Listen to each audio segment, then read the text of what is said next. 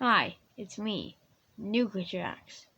I know all of you are probably interested in either anything I post and are seriously interested viewer who will eat anything in this assortment of candy that is my channel, or most of you just want to know my take on the lore of Bloons.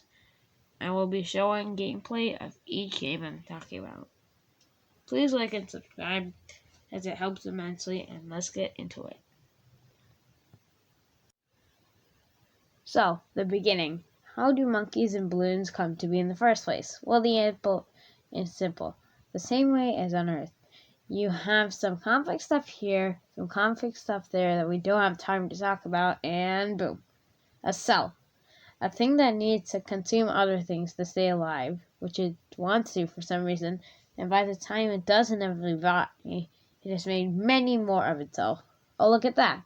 The cell has absorbed another cell. Well, now it's a new thing. Repeat that millions of times, and now we have a fish. Well, lots of different fish. Now you need to do stuff to make another one of yourself. But it's a different one of yourself. Repeat. Now we have legs. Repeat. Now we are mammals. Repeat. Now we have arms, legs, fur. Repeat, and look at that. Now we have returned to monkeys. Except we never were monkeys. So I guess we were just monkeys, not return monkeys. But that's besides the point. The same thing is happening on Bloon Planet, except instead of becoming monkeys, they become rubber rascals, said the monkeys, not knowing what they're talking about exists yet, except no. The monkeys did not call the balloons rubber rascals yet, because the balloons did not know the monkeys existed yet. And the balloons are called balloons. But anyways, we're getting sidetracked. Now there's monkeys on Monkey Planet and balloons on Bloons Planet.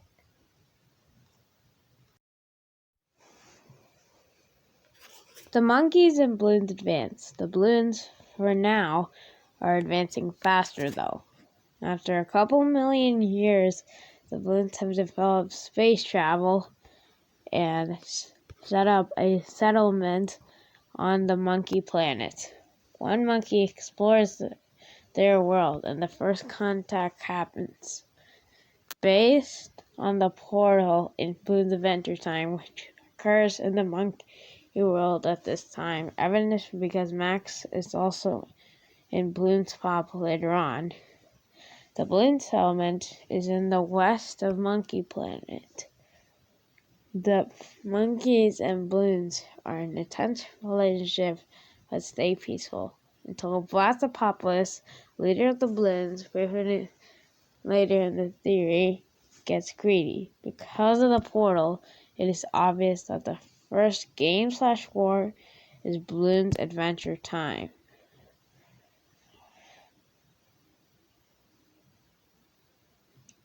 The whole game goes by, and eventually the balloons are victorious, killing off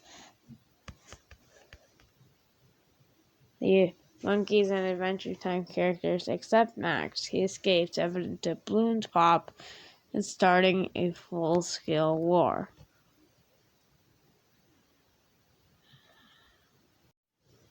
So now the monkeys and balloons exist and are mad at each other. The balloons are mad because the monkeys exist, so they can't expand their settlement, and the monkeys are mad at the balloons for trying to kill them all and turn Monkey Planet into Bloon Planet 2. So now we have a full-scale war, and congratulations, you have come to Bloons Tower Defense 5, or BTD 5 for gamers, or the first Great War for the monkeys and balloons, ignoring Bloons Adventure Time, which, fair enough, it wasn't a great war, just some skirmishes. Anyways, the monkeys and balloons fought. Let's look at the war. Dang, the monkeys are losing battles here and there, but the general flow is that the monkeys are taking back Monkey Planet. The balloons were pushed back to their land, and right here the monkeys even gained back some land. Finally, a stalemate and peace happened. Next is being thought, or should I say fought over, what to do with the prisoners of war. On the balloon side, there was no question, just lock them up in a tiny in a tiny cage until they die of old age. I'm not even siding with the monkeys out of bias here. A special mission from BMC literally shows what I just described with engineers. And if you don't free them, they're not getting out anytime soon. But on the monkey side, there were two opinions.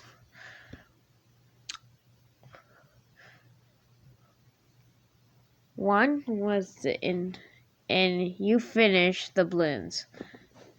This group wanted the most benefit out of the war for the monkeys and the most punishment for the Bloons. The other wanted to send them back, telling them, if you ever come back, there will be harsher consequences. This small argument turned into a bloody civil war. Two monkeys got so angry at each other that they started bloodshed. A moment of silence for all the monkeys that died fighting their own species. This was the first time a monkey had killed another monkey, and the news spread like wildfire. But it was a mistake to tell the public, basically telling angry monkeys that it was okay to kill over this. The first major skirmishes happened, and thousands of monkeys were killed. By now, the groups had graves, innocent lives between them. There was no going back. So, the Civil War started. It was a deadly stalemate, killing millions of monkeys per day. No advances, just trenches with millions of dead bodies in them. Imagine World War I on steroids. I won't describe it any farther, but I think you can imagine what it would look like. How do we know such a thing would happen? 2 full games, BTA Battles and the sequel.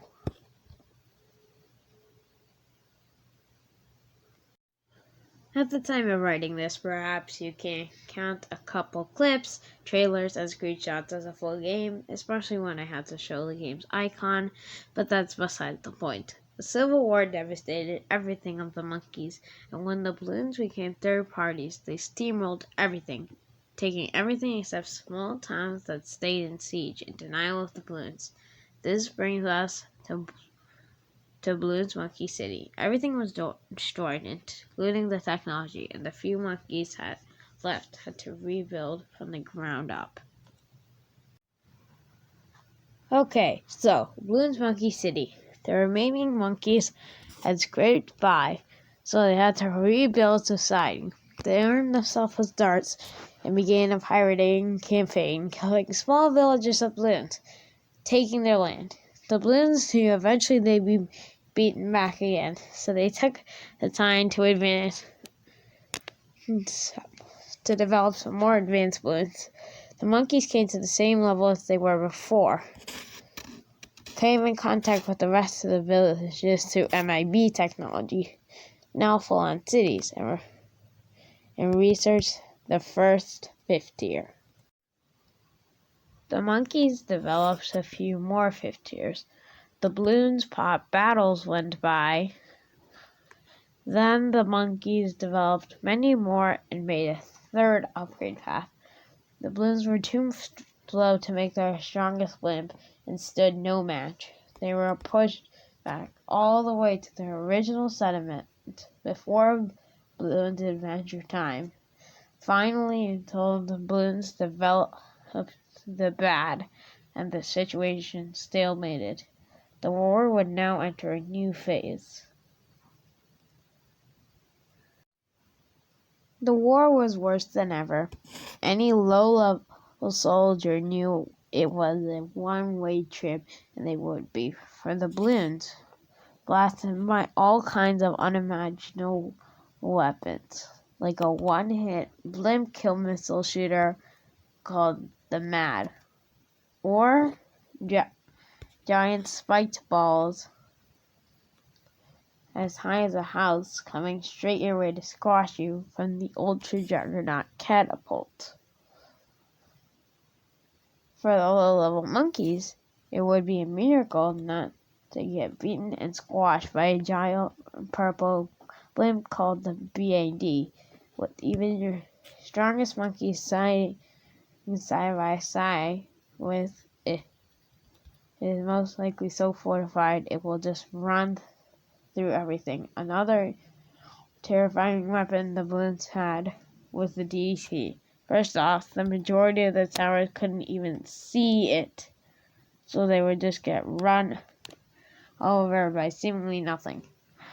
For the monkeys who did, good luck stopping that heavily fortified attack since bullet-fast blimp. The casualties were immeasurable. No words can describe any of this. Eventually, the Bloons made multiple boss blimps.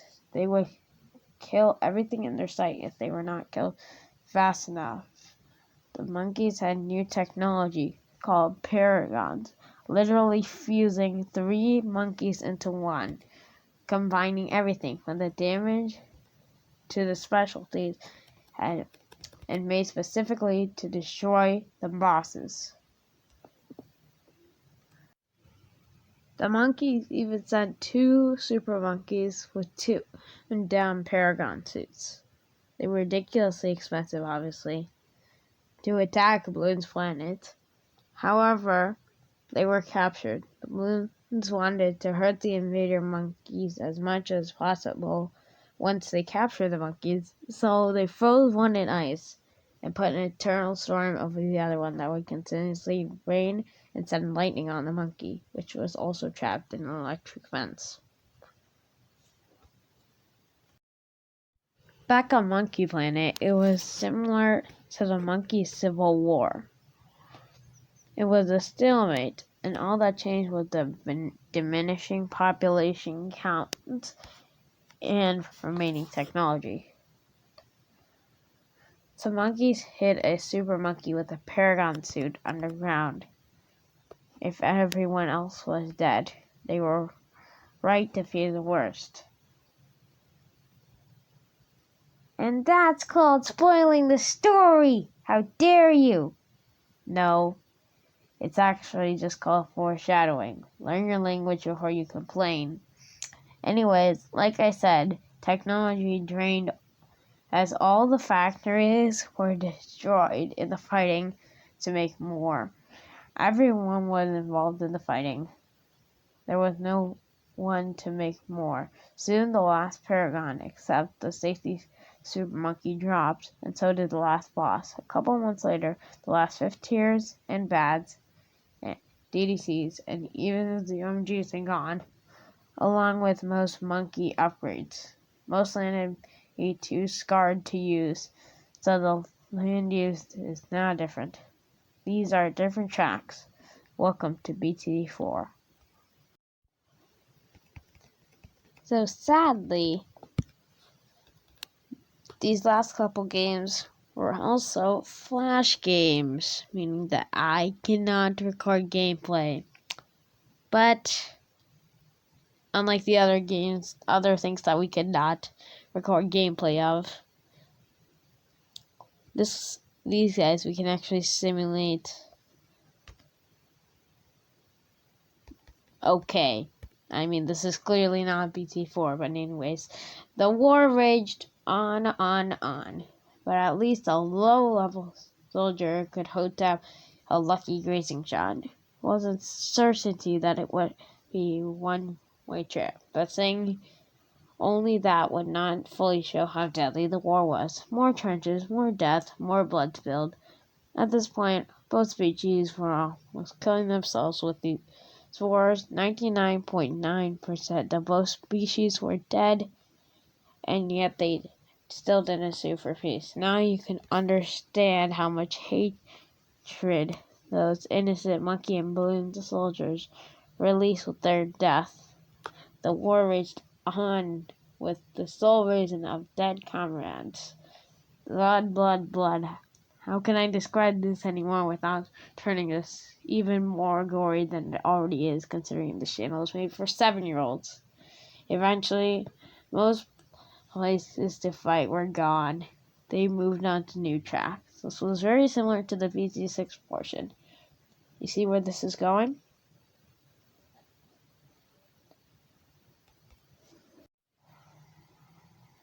The monkeys and Bloons were reduced to basically nothing. Anyone had around a 50-50 of getting home alive, which is still bad, but it's way better than the 99.9% that it was before. Even at this elementary level of fighting, they had almost completely wiped each other out. And with all those lives and that blood separating them, no peace could be settled. The war would only be over when every single last monkey or balloon was dead. More blood spillage was all that happened. More destruction. There was not even a single gun left, only darts, boomerangs, cannons. It was arguably more painful to be in these wars because you wouldn't be evaporated in one shot. You would feel the pain as you were impaled, /crushed, /boomerang, /ice, /exploded. More plummeting population and weapons. The Bloons at this point finally had an edge. They killed the last monkey, but they'd been set back millions of years. They could not reform the land.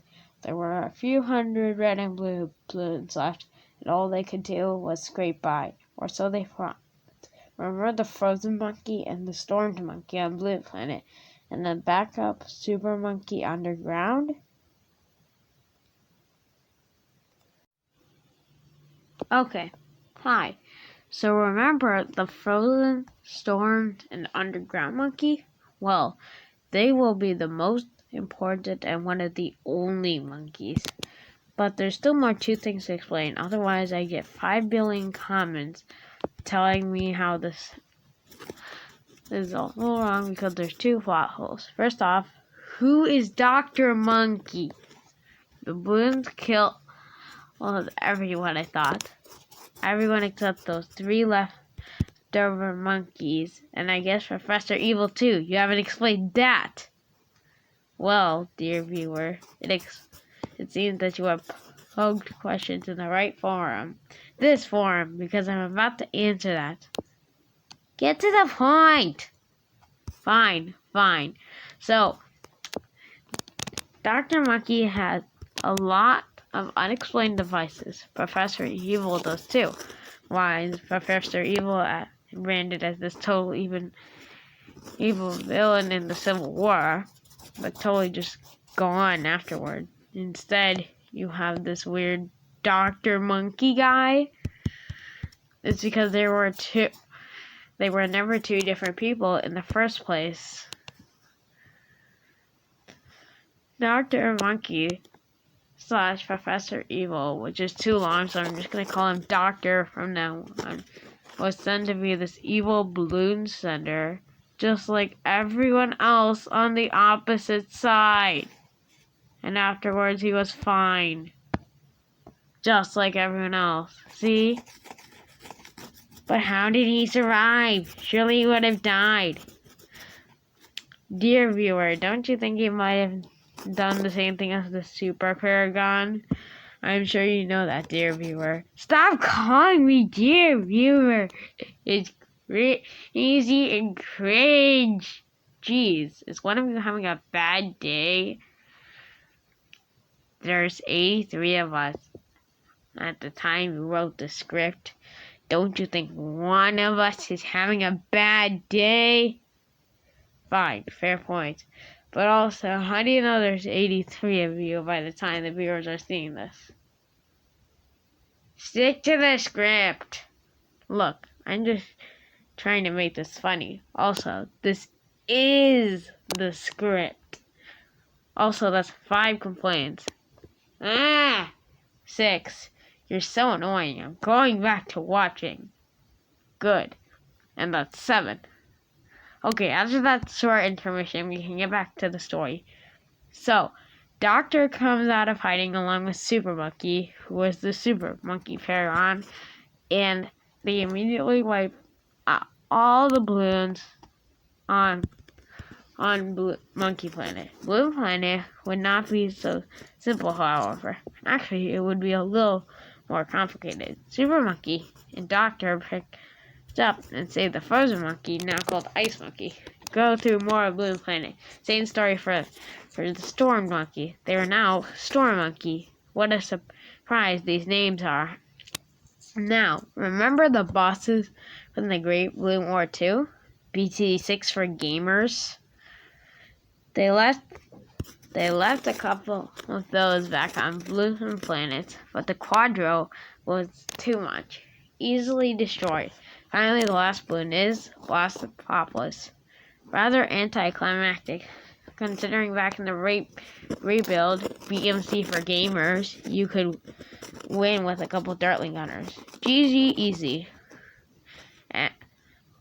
After all that bloodshed and trillions of monkeys' balloons failing to change the war one bit, 4 monkeys did it. The most anticlimactic ending ever? Anyways, like and subscribe if you enjoyed the video. It has been so much fun going through this lore adventure with you. Not me. You were annoying. Not the best time to hop in like that. In 8. As I was saying, it's been an honor to tell you the story, and I'll see you soon. Hopefully like and subscribe so there isn't a small chance we won't see each other again. And goodbye. Why are you applauding this guy? He's annoying. Why don't you go so we can actually end it instead of hearing you complain for the next 10 hours and 9? Fine, but only because this script says so. I'd much rather tell you how annoying you are. 10 and goodbye. For real now.